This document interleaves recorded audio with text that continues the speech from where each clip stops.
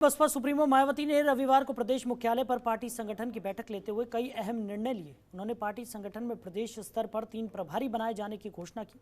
बैठक में मायावती ने चुनाव की समीक्षा की और कहा कि सभी कार्यकर्ता आगे की तैयारियों में मजबूती से जुट जाएं।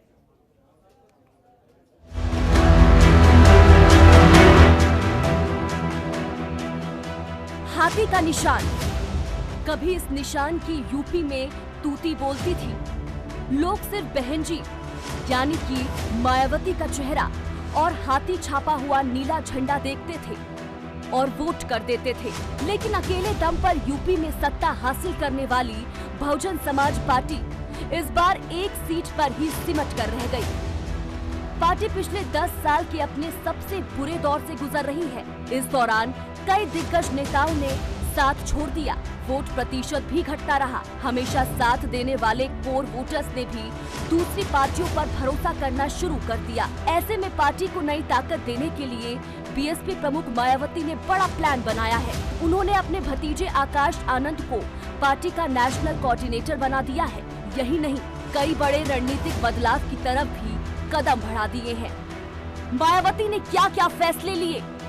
मायावती ने अपने भतीजे यानी आकाश आनंद को नेशनल कोऑर्डिनेटर बना दिया है। यानी अब साफ है कि अब पार्टी को युवा हाथों में सौंपने की कवायद शुरू हो गई है। 3 नए प्रभारी बनाए गए हैं जो सीधे आकाश आनंद को रिपोर्ट करेंगे।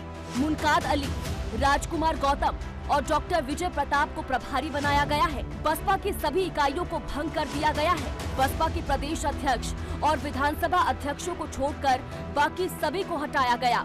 शाह आलम उर्फ गुड्डू जमाली की भी पार्टी में वापसी हुई है। गुड्डू जमाली को आजमगढ़ से लोकसभा उपचुनाव का प्रत्याशी बनाया गया है। संगठन के सभी जिम्मेदार पदाधिकारियों से चुनाव हारने के कारणों की रिपोर्ट मांगी गई है।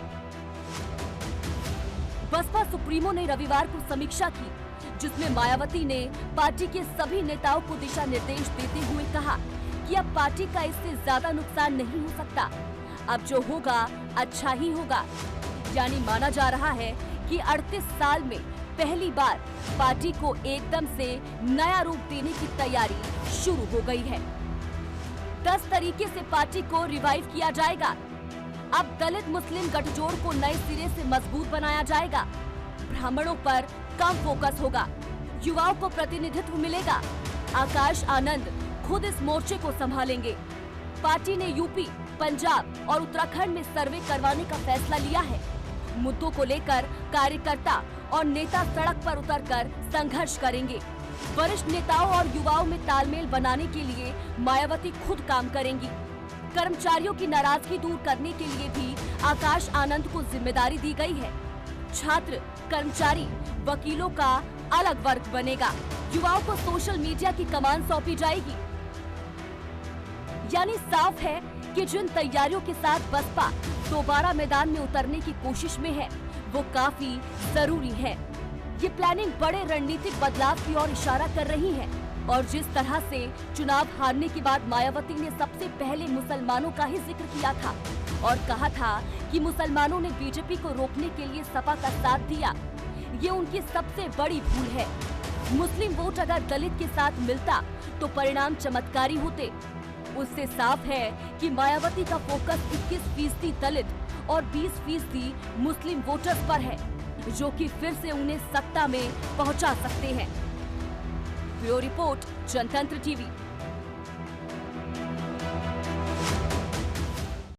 खबरों के निष्पक्ष विश्लेषण के लिए सब्सक्राइब करें Jantantra TV and press the bell icon. Never miss any update.